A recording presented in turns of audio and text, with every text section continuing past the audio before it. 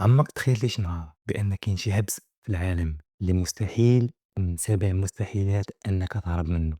تخيل معايا واحد الحبس وسط جزيرة معزولة، باين بيه غير القروش والماء اللي كيغلي بالبرودة والمواج اللي كتضرب في الصخر ليل ونهار بحال شي وحش باغي يبلاك. هذه هي الكاتراز، أولا الحجرة كما كانوا كيسميوها. الحبس اللي تسمى مقبرة الأحياء في ميريكان. القاعدة تما كانت باينة وواضحة، اللي دخل الكاتراز كينسى شي حاجة سميتها الضو، وحتى إلا فكر غير يحلم شي نهار بالهروب فراه المصير ديالو باين، غادي يموت غارق في داك البحر. ولكن واش كتعرف بأن في واحد الليلة في يونيو 1962 وقعت شي حاجة اللي غتخلي الميريكان كلها تفيق من الصدمة. ثلاثة ديال الناس قرروا يديروا المستحيل ويهربوا من هذا الحبس، ومن ذاك النهار ومن ديك اللحظة ما كاين حتى شي أثر لهاد الناس، لا جثث ولا حتى شي خبر عليهم. واش فعلا قدروا انهم يغلبوا الماء والظلام ويوصلوا للشط، او لا البحر كان عنده رأي آخر؟ السلام عليكم، معكم عبد الخالق، واليوم غنعاود لكم على قصة الهروب المستحيل من سجن الكاتراز. قبل ما نبدا الفيديو ما تنساوش لايك واشتراك في القناة وتبارطاجيو الفيديو مع صحابكم باش نحطكم في الصورة مزيان ونعيشوا هذا الغموض كامل اللي طرا في هذه القصة. خاصنا نرجعوا لبداية الخمسينات والستينات، تما فاش كانت ميريكان خايفة بزاف، خصوصا من المجرمين الكبار اللي كانوا ديك الساعات. تخيل معايا واحد الجزيرة اللي كلها حجر وناشفة، وكانت بعيدة على سان فرانسيسكو تقريبا 2 كيلومتر. كانت بالنسبة لدوك الحباسة بحال شي 100 عام ديال الطريق. تما كانت الكاتراز مبنية فوق أرض اللي قاصحة وداير بها غير البحر، وتما درجة الماء كيوصل لدرجات تحت الصفر. يعني إلا فكرتي غير تعوم تما فالجسم ديالك غيتجمد في دقايق. الجو تما كان غطيه غير الضباب خصوصا في البرد، والحيوطة ديال داك الحبس كانوا غمالو من شدة الملوحة ديال البحر. السكات ما كيقطعو غير الصوت ديال السوارت أولا الصوت ديال المواج اللي كيضربوا في دوك الحيوط ليل ونهار. في هاد الأجواء الكئيبة كانت الإدارة ديال السجون كتحط تما غير النقعة ديال أخطر المجرمين اللي ما قدر عليهم حتى شي حبس. واليوم جا الدور ديالهم باش يتنساو في الكاتراز مورا الحديد. في وسط هاد الزناقي الضيقة ديال الكاتراز غيتلاقاو ثلاثة ديال الشخصيات اللي غادي يبدلوا التاريخ ديال الحبس في العالم. الأول هو فرانك موريس، هاد الشخص اللي كان ذكي بزاف والتخطيط ديالو ما كيطيحش على البال، كان هو الرأس المدبر ديال هاد الهروب. ومعاه كان الخوت جون وكلارنس، هاد الجوج كانوا معروفين بالسليتية، أي حبس تحطو فيه فراهم كيهربوا. هادشي علاش جابوهم من ألكاتراز باش يوقفوهم عند حدهم. عندهم مع العمان والخدمة ديال اليد والابتكار. هاد التلاتة ما كانوش كيشوفوا ألكاتراز حيوط وسلوكة، ولكن كيشوفوه تحدي للمنظومة كاملة. داك النهار الجو كان ثقيل والشك كان كيضرب في كل قنت، وحتى شي واحد من الحراس ما كان على بالو بأنه غادي يشوف وحدة من بين أغرب الهروبات في العالم. الحياة في ألكاتراز ما كانش غير حديد وحيوط، بل كانت واحد الروتين اللي قاتل ممل اللي كيخليك تكون بحال شي آلة. تخيل معايا كل نهار كيبدا بنفس الطريقة، الفياق مع 6:30 ديال الصباح، ومن بعدا كتوجد راسك لابيل. الحراس كيدوزو وكيحسبوا المحابيس واحد بواحد، ما كاين غير السكات وكتسمع غير الصوت ديال الصبابط ديالهم فوق الأرض. الفطور كان باسل والماكلة كانت غير باش توقف على رجليك، ومن بعدا كل واحد كيمشي لشغلو. كاين اللي كيمشي للكوزينة، كاين اللي كيمشي للمصبانة، كل واحد وشنو كيدير. وكاين اللي كيبقى غير كيضرب في ديك الساحة وكيتأمل في دوك الحيوط الكبار. فرانك موريس اللي هو المخ ديال هاد العملية ما كانش واحد الشخص اللي كيدوي بزاف، ولكن كان كالم وغير كيشوف في دوك الحيوط العاليين وكيشوف في الحراس وكيراقبهم في كل خطوة كيديروها. امتى كدوز لابيل، امتى كيمشيو، امتى كيرجعو، فين كيمشيو، كلشي كيدوز من تحت عينيه بحال شي رادار. في ديك الوقيته موريس والخوت كلارنس وجون انجلين كانوا كيتقربوا من بعضياتهم شويه بشويه. كانوا كيتلاقاو في ديك الساحه ديال الرياضه اولا ملي كتكون عندهم شي ورشه، وكانوا كيدوزوا بيناتهم هضره قليله ولكن المعنى ديالها كبير. بحال هاد الحبس راه كيتسوس. هذه هي أول حاجة لاحظوها، هي أن الحبس كان شبعان رطوبة بسبب الملوحة ديال البحر، وباللي الحيط اللي سد عليهم في الزنزانات راه ماشي قاصح لديك الدرجة اللي كيتصور. نقدر نقول لكم بأن الهدوء اللي كان تما كان واحد الهدوء اللي مسموم.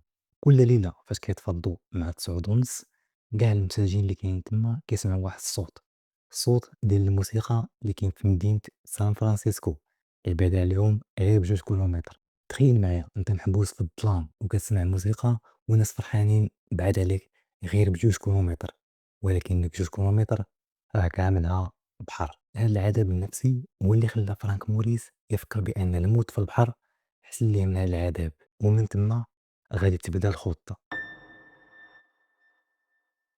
بداو كيجمعوا أي حاجة كطيح في يديهم، معالق ديال الماكلة، طروفة ديال المنشار، انسبيراتور قديمة، حتى من المسكة والشمع ما خلاوهمش. نهار ورا نهار ولاو هاد التلاتة بحال شي فرقة موسيقية كتعزف في السكات. فاش كتبدا الموسيقى في الحبس فين كيخليو الحباسة أنهم يعزفوا على الآلات القديمة، هادشي كامل باش ما يحسوش بالملل. كان فرانك كيستغل داك الصداع وكيبدا يتقب في البيت ديالو. مشى للبلاصة منين كدوز التهوية للزنزانة ديالو، وتما فاش يبدا تقيب بالمعلقة كان كيحفر غير بشوية، مليمتر بمليمتر، وهو عارف بأن أي غلطة دارها فهاد الشي كيعني الحبس الانفرادي مدى الحياة. وباش ما يشكوش فيهم الحراس بداو كيديروا واحد الحاجة اللي ما كطيحش على البال، بداو كيصوبوا الريوسة ديال بنادم بالوراق والقبز والشعر اللي كيهزوه من عند الحلاق اللي كيكون في الحبس. هاد الريوس كان كتبان حقيقية بزاف لدرجة أنك إلا شتيها من برا كتبان لك بحال بصح شي واحد ناعس تما. هذه الدقة في التفاصيل هي اللي خلاتهم يعيشوا شهور ديال التخطيط وتمارة تحت عينين الحراس. كانت الحياة عادية في العين، ولكن الداخل ديال الحجرة كان كيتحفر، والعد العكسي ديال ليلة الهروب بدا كيقرب. تخيل معايا دابا هاد التلاتة، فرانك والإخوان أنجلين، كل واحد فيهم محبوس عليه في واحد الحبس اللي فيه 2 مترو على متر ونص وسط داك الكاتراز الوحش اللي كيتسنى غير يمتى يسرطك. كان واحد التخطيط اللي ما كيوقفش، والستريس كان غادي كيطلع، لحقاش هنا حنا كنلعبوا يا إما ننجحوا يا إما الحبس الانفرادي لمدى الحياة. أول مشكلة واجهتهم هي كيفاش يقدروا يحفروا داك الحيط الكبير، ولكن موريس كان ذكي بزاف حيت عارف بأن داك الحيط واخا يبان كبير هكاك راه ساهل يتثقب، ولكن كان خاص أدوات. منين غيجيبوها؟ بداو كيسرقوا المعالق من الكوزينة، معالق ديال الماكلة، وكيشدوها وكيمدوهم مع الأرض حتى كيوليو بحال شي موس ماضي. تخيل معايا بنادم جالس شهور وهو كيحفر بمعلقة، ولكن كاين داك التراب فين غيديروه؟ كانوا كيهزو داك التراب وكيديروه في جيبهم، ولا كيخرجوا للساحة ديال الرياضة كيشتتو فيه تما شوية بشوية، وحتى شي واحد ما عاقبهم لمدة شهور. ولكن الحفير بمعلقة كان ثقيل بزاف، وهنا غطيح عليهم واحد الفكرة اللي جهنمية. قدروا أنهم بشي طريقة يسرقوا واحد الانسبيراتور ديال واحد الشطابة اللي قديمة، وفرانك بداك الذكاء ديالو قدر أنه يفك داك الانسبيراتور ويرجعو بحال شي شنيور صغير. ولكن الصداع، كيفاش غيديروا الصداع؟ كانوا كيتسناو حتى كيبدا الساعة ديال الموسيقى فين كانوا الحباسة كيشدوا الآلات وكيبداو يعزفوا بهم. تما فرانك كيبدا يخدم بأقصى سرعة عنده في داك الحيط. تخيل معايا الستريس اللي كانوا كيعيشوه في ديك اللحظة، أنك كتحفر وكتسمع الصوت ديال الحراس برا، القلب كيضرب والعرق كينزل، ودنيك كينغي مع الباب باش تسمع أي حركة. ومن بعد ما سالوا الحفير جا الوقت ديال التمويه. كيفاش يقدروا يغطيو دوك التقابي بلا ما يبانوا للحراس؟ صاوبوا واحد الخطا ديال التهوية اللي مزور، صاوبوه غير بالكرتون وديك الصباغة اللي كانوا كيشفروها من الورشات. داكشي كان كيبان حقيقي بزاف لدرجة أن الحراس كيدوزو لابيل حتى واحد ما كيلاحظ. هذا التمويه كان هو الثالوث ديال الأمان ديالهم. ولكن اللعبة كبيرة، كيفاش أن هاد الناس من بعد كاع ما يخرجوا من الألكاتراز غادي يواجهوا داك البحر وداك الماء البارد؟ هنا بداو كيجمعوا في الميكا والكبابط ديال الشتا، جمعوا تقريبا شي 50 كبوط. تخيل معايا كيفاش قدروا يسرقوا أكثر من 50 كبوط ديال الميكا بلا حتى شي واحد ما يعاقبهم. هاد الكبابط بداو كيلصقوهم بكولا اللي صاوبوها من مواد بدائية، بداو كيسخنوها بالتيوات ديال الماء السخون اللي دايز من البيوت ديالهم. الهدف هو يصاوبوا فلوكة، فلوكة كاملة زائد جيليات اللي يعاونوهم باش ما يغرقوش. هاد الخدمة كاملة كانت كدار في واحد القنت اللي فوق السقف اللي ما كيوصل ليه حتى شي حارس. في وسط هادشي كامل كان خصهم يلقاو الحل لأكبر مشكل. فاش غادي يهربوا بالليل الحراس كيدوزو تقريبا كل ساعة باش يحسبوهم، وإلا مشاو حتى لقاو البيوت خاويين الإنذار غادي يضرب دغيا، وتما غتفشل العملية قبل ما تبدا. هنا فين بدات الفكرة ديال الريوس المزورة. كانوا كيجمعوا الورق والقبص وكل ما عندهم وحتى من الشعر كانوا كيهزوه من عند الحلاق. هادشي كامل باش يصوبوا هاد الريوس اللي كتبان حقيقية. هاد التفاصيل هي اللي كتحسّسك بأن هاد الناس ما كانوش كيخططوا للهروب عادي، وإنما هادو كانوا كيرسموا لوحة فنية ديال الهروب والغدر والنجاح. نهار على نهار الستريس غادي وكيغرق، كل واحد فيهم كيشوف صاحبو وكيقول واش هاد الشي بصح، واش نقدروا نديروا هاد الشي أولا غير كنضحكوا على راسنا. السكات اللي كان بيناتهم كان عامر بالأسئلة، أسئلة من الخوف أن شي واحد فيهم يغدرهم، وأسئلة ديال أن داك الحيط يقدر يريب فوق راسهم قبل ما تبدا العملية. كانوا عايشين وهما مخلوعين، كانوا كيخدموا في الليل وفي النهار كيعيشوا حياتهم عادية بحال أي حباس آخر، وكيبينوا ديما داك الانضباط ديالهم وسط الحبس، الانضباط اللي يخليهم ما يبانوش قدام الحراس، ولكن في الداخل ديالهم كاين بركان كيتسنى غير الوقت المناسب باش يتفرقع. فاش كملات الفلوكة وجدوا الجيليات والحيط كانت تثقب وغيديهم الممرات ديال التهوية، كان بقى غير النهار ديال التنفيذ. الضباب كان مغطي الجزيرة بحال شي كفن، وفرانك موريس كان باقي كيلاحظ الحراس، كان درسو مزيان وكان عارف بأن هذا هو الوقت المناسب والفرصة الوحيدة، يا إما غادي ينجحوا يا إما غادي يعيشوا العذاب داكشي اللي بقى من حياتهم. واش غادي يقدروا يهربوا من هذا الجحيم؟ واش الحجرة غتخليهم يخرجوا من بين يديها؟ هاد الأسئلة كانت كدور في بالهم، وكيشوف ديك الثقبة الكبيرة اللي داروها في الحيط وكيتسناو غير الضو يطفى باش تبدا الرحلة للمجهول. وصلنا دابا للحظة الحاسمة، حنا دابا في 11 يونيو 1962، وصلات 9:30 ديال الليل، طفى الضو في الكاتراس، ودابا كاين غير السكات والظلام اللي كيخلع. فرانك وجون وكلارنس كانوا كيتسناو هاد اللحظة بشوق وخوف في نفس الوقت. غير طفى الضو وبدا لابيل الاخر ديال الليل، كلشي بدا كينفذ الخدمة ديالو بحال شي ماكينة. أول حاجة داروها هي أنهم هزو دوك الريوس المزورة اللي يقدروا أنهم يصوبوا وحطوهم في بلايصهم بحال شي واحد ناعس، غطاوهم وقادوهم مزيان باش حتى اللي داز من برا يبان ليه بحال شي واحد ناعس. بشوية وبلا ما يديروا حتى شي صداع حيدوا دوك الغطايات المزورة اللي قادوهم في دوك الفتحات ديال التهوية، دخلوا من دوك التقابي اللي حفروهم من بعد شهور ديال التمارة. وفي ديك اللحظة كان خصهم يزحفوا من واحد الممر اللي ضيق ومظلم وكان عامر بالغبرة وريحة الخنز والرطوبة. تخيل معايا الستريس، أي دقة أي حجرة طاحت كانت تقلب ليهم كلشي، ويقدروا الحراس اللي ناعسين في البلايص القراب يفيقوا وينهيو ليهم هاد الخطة. وصلوا للكودوار ديال السيرفيس، وهو واحد الممر عامر بتيوات ديال الماء وسلوكة ديال الضو.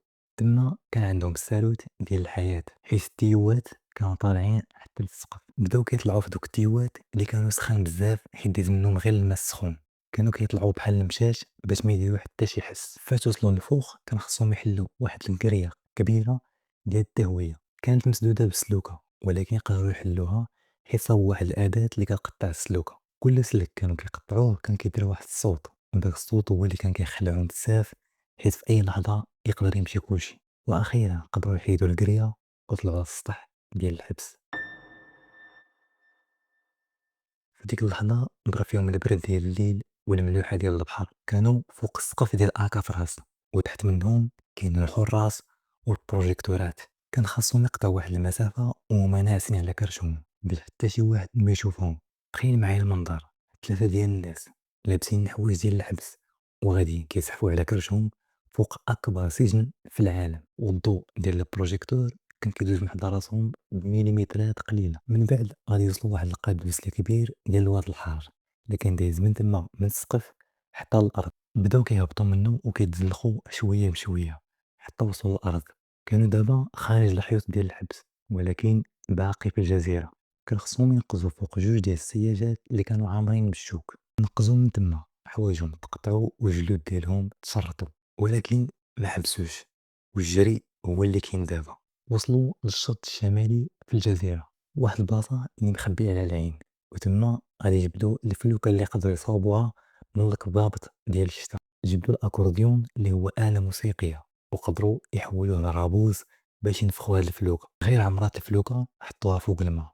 فرانك شاف صحابو وهزوا الباطيات اللي صاوبوهم من الصنادق وبداو غاديين بعاد على الكاتراس. كانوا كيضربوا بكل ما عطاهم الله من جهد فقط باش يهربوا من الكاتراس، واخا كان الضباب مغطي داك البحر كامل، ولكن الهدف هو يمشيو. الحاجة الوحيدة اللي كتسمع في ديك اللحظة هي ثلاثة ديال الرجال تحداو المستحيل، غبروا وسط المحيط الهادي وحتى واحد ما عرف شنو طرا ليهم، واش وصلوا للشط أولا ماتوا غارقين في البحر. وصلنا دابا للوقيته اللي تفرقع فيها الرمانة، الوقت اللي الإدارة ديال أقوى سجن في العالم غادي تحس بالثلج والشمتة. تخيل معايا الصباح ديال 12 يونيو 1962 مع 7 ديال الصباح الحبس بدا كيفيق والروتين بدا يتعاود عاوتاني. الحارس كان كيدور قدام البيوت وكيفيق المحابيس. وصل قدام البيت ديال فرانك موريس وبدا كيعيط عليه: فرانك فرانك، حتى شي واحد ما كيجاوبو. كان كيبان ليه بأن كاين تما شي واحد ناعس ومغطي الغطا واصل ليه حتى لودنيه. ومن بعد ما بقى كيعيط وحتى شي واحد ما بيجاوبو بدا كيشك وقرر يدير يديه باش يفيق موريس أو يحركو. فاش غادي يقيس داك الراس المزور غادي يطيح داك الراس فوق الأرض. وتخيل مع ديك الساعات الصدمة والخلعة في نفس الوقت ديال الحارس. طاح فيه النص ملي شاف واحد الراس غادي كيتركب فوق الأرض والناموس هي خاوية وما كاين حتى شي واحد هنا. في ديك اللحظة الدنيا تقلبات في الكاتراس. الصفارات ديال الإنذار بدات كتغوت بكل ما عندها من جهد. الحراس بداو كيجريو في كل قنت. الحباسة كلهم بقاو مخلوعين ما فاهمين والو والخمر غيتنشر بحال العافية. كاين هروب في الكاتراس. الإدارة ما بقاش تيق كيفاش هربوا ومنين. بدا التحقيق ديك الساعة والاف بي اي غيدخلوا على الخط، حيت هذا ماشي هروب عادي، هذه راه إهانة الدولة. المحققين بداو كيدخلوا للبيوت وقدروا يلقاو بكالوريات المزور وشافوا التقابي اللي محفورة بالمعالق وما قدروش يذيقوا كيفاش دار هادشي كامل بلا ما نحسو. فاش طلعوا الممر ديال السيرفيس اللي كان فوق السطح تما غادي يلقاو الورشة السرية ديالهم.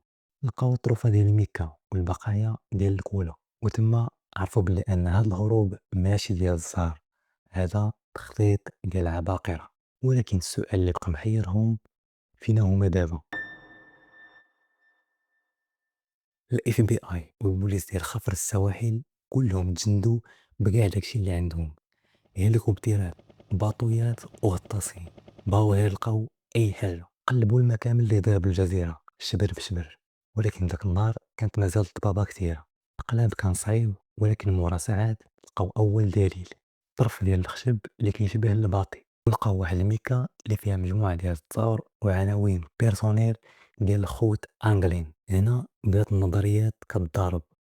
المحققين قالوا ملي لقاو اوراق بيرسونيل ديال هاد الناس هادشي كيعني انهم غرقوا وسط هاد الماء، حيت مستحيل شي واحد يبقى عايش وهو كيعوم وسط هاد البرودة. الطيارة ديال الماء كانت مجهدة داك النهار وقالوا بانهم مستحيل يبقوا عايشين. وهنا الملف غيتسد في دماغهم: ولكن فين هما الجثث؟ علاش ما لقينا حتى شي جثة لحد الآن؟ الكاتراز عمر شي واحد هرب منه وما لقاوش الجثة ديالو إلا هاد الثلاثة. التحقيق زاد تعقد ملي بداو كيوصلوا شي خبارات للبوليس، خبارات اللي كتقول بأن كاين شي واحد شاف واحد الفلوكة صغيرة غادية لجهة انجل ايلاند، وشي حباسة نشروا الخبر بأنهم راه كانت طوموبيل كتسناهم تما. المحققين بداو كيدوروا في بلاصتهم وما فهموا والو.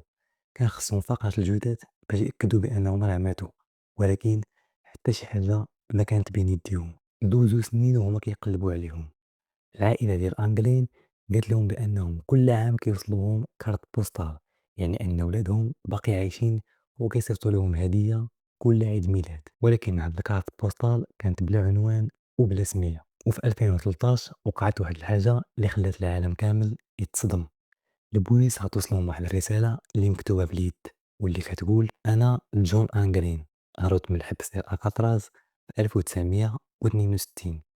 أنا وخويا وفرانك، أنا دابا فيا السرطان وإلا عاونتوني غادي نقول لكم فين كاين. قال لهم وعدوني في التلفازة بلي غداويوني، وديك الساعة نقول لكم فين كاين أنا وفرانك وكيفاش هربنا.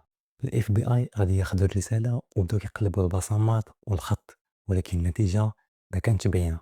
حتى شي واحد ما عرف واش هاد الرسالة بصح أو لا غير مزورة. هاد الغموض خلى التحقيق أنه يبقى مفتوح لمدة 60 عام. حتى اليوم مازال ما كايناش نهاية لهاد القصة.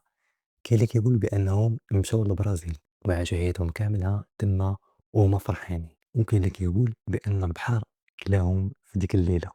المحققين داك الوقت كانوا كيحسوا بواحد الفشل، حيت كيفاش ما قدروش يوصلوا حتى شي نتيجة، وأي خيط مشاو ليه كان كيلقاوه مسدود. والسؤال غادي يبقى مطروح ديما: واش كاين شي واحد بصح قدر يهرب من ألكاتراز ويبقى عايش؟ وهذه الخوت هي القصة اللي بقات واحدة في الحلقة ديال المخابرات الأمريكية، واللغز اللي ما لقاوليش الحل وخدت أيام وسنين. من بعد ذاك الهروب العظيم وبالضبط في عام 1963 قرروا أن هاد ألكاتراز خاصها تسد بصفة نهائية. الإدارة قالت بأن المصاريف ولات غالية والحيوط بداو كيريبوا، ومن ذاك النهار ألكاتراز غادي يولي فقط متحف كيزوروه السياح من كاع بلدان العالم. كيمشيو يوقفوا قدام داك البيت ويشوفوا كاع الأدلة قدامهم، وحتى الحفرة اللي داروها كيبقى داكشي محفور في ديك البلاصة. ولكن لغز الاختفاء ديال هاد الثلاثة دار واحد الحيرة للعلماء. داروا مجموعة ديال التجارب في داك البحر غير باش يعرفوا واش ممكن أنهم يهربوا. الطيارات كانت مجهدة والماء كان متلج بزاف، وكاع التجارب اللي داروا كتبين بأنهم مستحيل ينجحوا. وهنا غيطرحوا نظرية بأن مويس كان كي بزاف لدرجة أنه عرف حتى الوقت المناسب اللي غادي يكون البحر هادي ويقدروا يهربوا. في 2013 غاد خرج واحد التصويرة اللي مشهورة بزاف، التصويرة اللي كتبين هاد الثلاثة بأنهم ربوا اللحية وبدل الشكل ديالهم وعايشين مرتاحين في البرازيل. ولكن واخا هكاك حتى شي حاجة ما مأكدة. ودابا جا الدور ديالكم نتوما اللي سمعتوا هاد القصة كاملة، واش فعلا فرانك قدر انه يهرب مع صحابو اولا ماتوا في داك النهار؟ وبقى هاد اللغز اللي كيحير كاع الناس لحد الآن. كتبوا لي آراءكم في التعليقات، ما تنساوش لايك واشتراك في القناة، ونتلاقاو في قصة أخرى إن شاء الله.